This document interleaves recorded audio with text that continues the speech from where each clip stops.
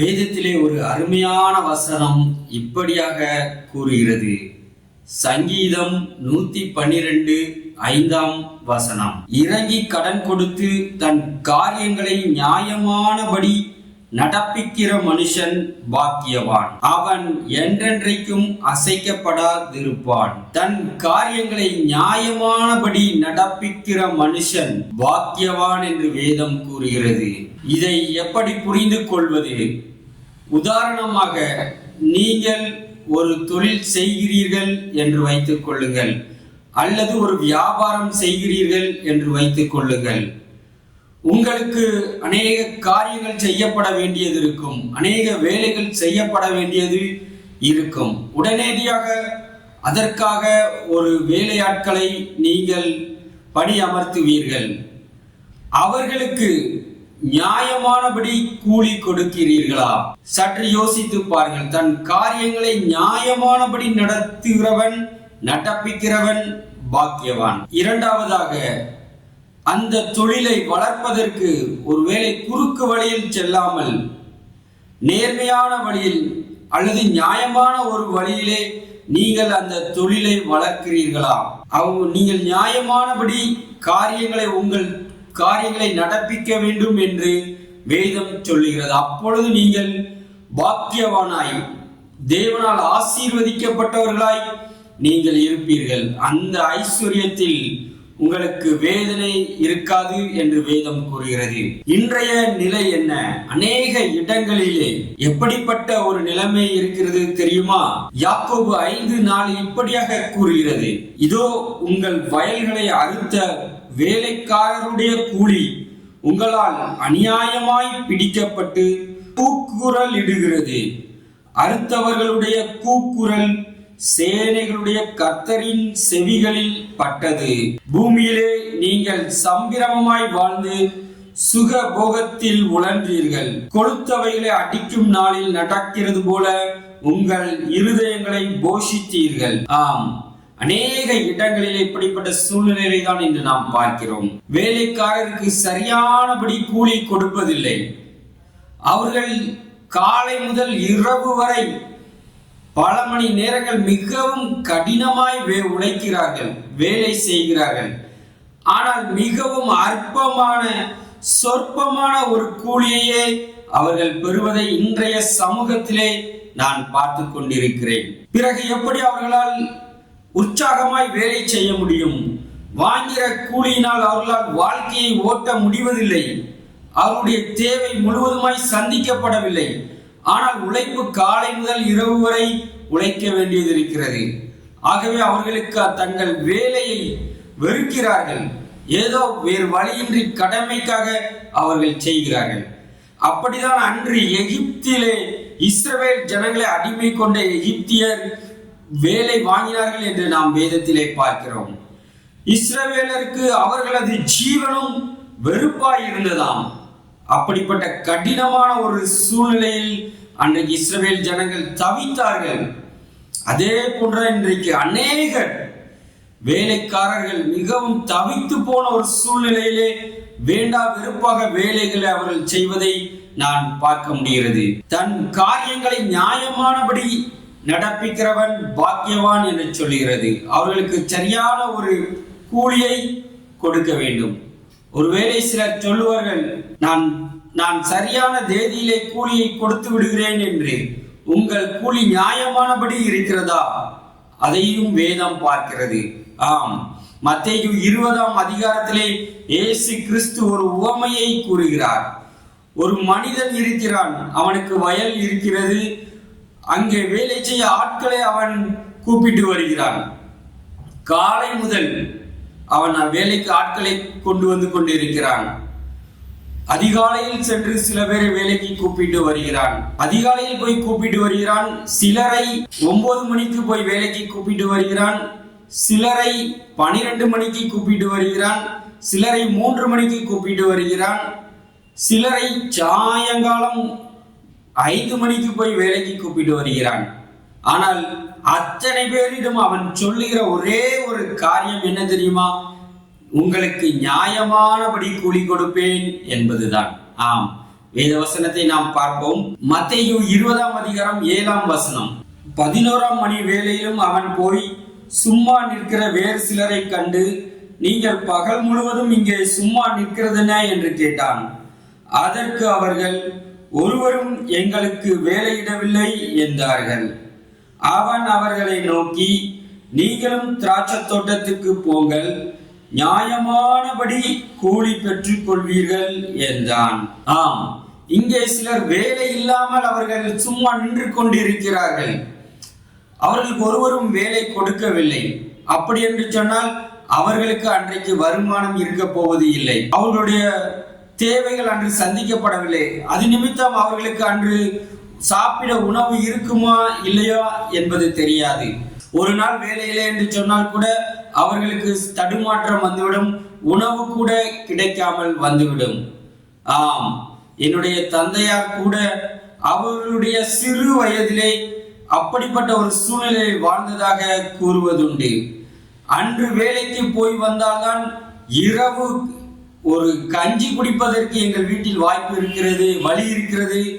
அப்படிப்பட்ட ஒரு சூழ்நிலையிலே நான் வளர்ந்தேன் என்று அவர்கள் கூறியதை நான் கேட்டிருக்கிறேன்.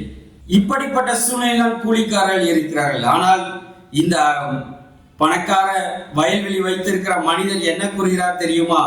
நியாயமானபடி கூலி கொடுப்பேன் என்று.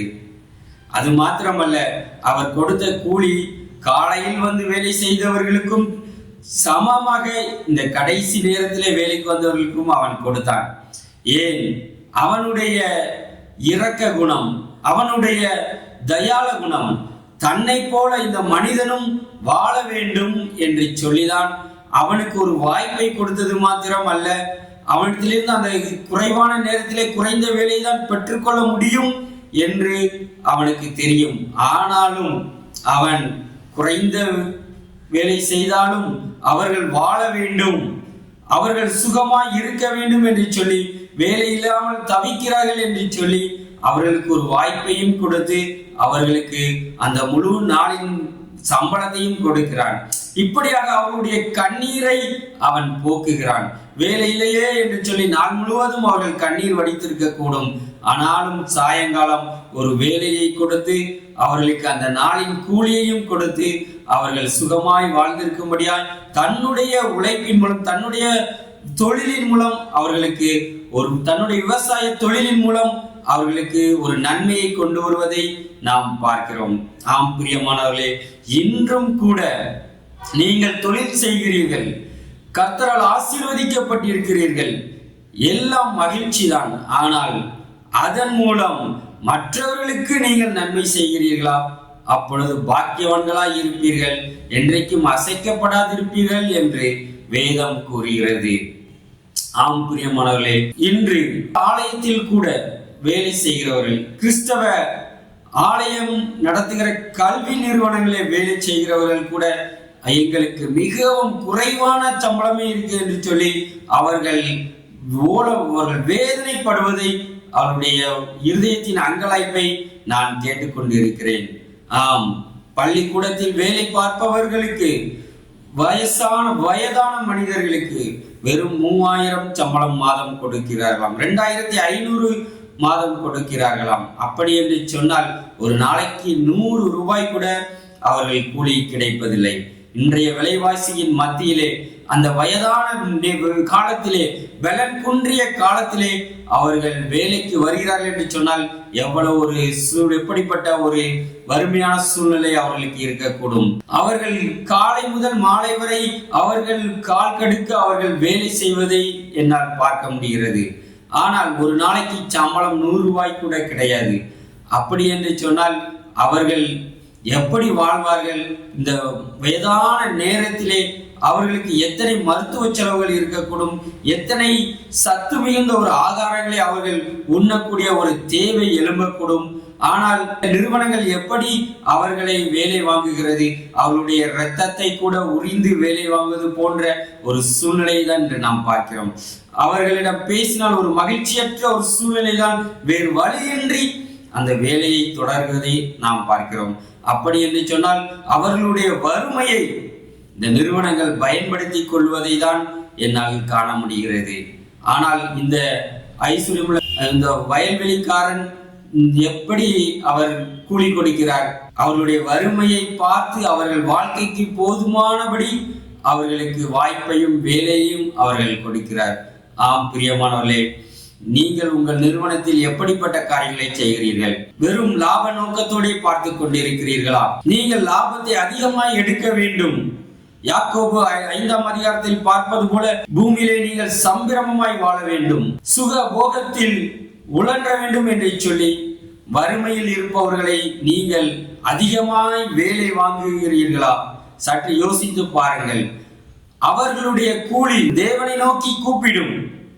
அப்பொழுது என்ன செய்வீர்கள்? நீங்கள் அநியாயம் செய்கிறவர்களாய் இருப்பீர்களே, நியாயமானபடி கூலி கொடாதவர்களாய் நீங்கள் காணப்படுவீர்களே. அப்படி என்று சொன்னால் அந்த ஆசீர்வாதம் உங்களுக்கு நிலையாமல் போகுமே. நீங்கள் அசைக்கப்பட்டு விடக்கூடிய ஒரு சூழ்நிலை உருவாகி விடுமே. நீங்கள் சேர்க்கிற ஆசீர்வாதங்கள் உங்களுக்கு நிலையற்றதாய் பயனற்றதாய் மாறிவிடக் கூடுமே. ஆகவே நீங்கள் எப்படிப்பட்ட எவ்வளவு நியாயமானபடி உங்கள் காரியங்களை நடப்பிக்கிறீர்கள் என்று சற்று சிந்தித்துக் கொள்ளுங்கள். உத்தமனாகிய யோபு அவன் தான் எப்படி கூலி விஷயத்திலே எப்படி நடந்து கொண்டான் என்று அவன் தன்னுடைய வாக்கியத்திலே அவன் கூறுவதை நாம் யோபு 31ஆம் அதிகாரம் 38 முதல் 40ஆம் வசனங்களிலே நாம் இப்படியாக பார்க்கிறோம். எனக்கு விரோதமாக என் காணி பூமி கூப்பிடுகிறதும் அதன் படைச்சால்கள் கூட அழுகிறதும், கூலி கொடாமல் நான் அதன் பலனை புசித்து பயிரிட்டவர்களின் ஆத்துமாவை உபத்திரவப்படுத்தினதும் உண்டானால் அதில் கோதுமைக்கு பதிலாக முள்ளும் வாற்கோதுமைக்கு பதிலாக களையும் முளைக்க கடவுது என்றான்.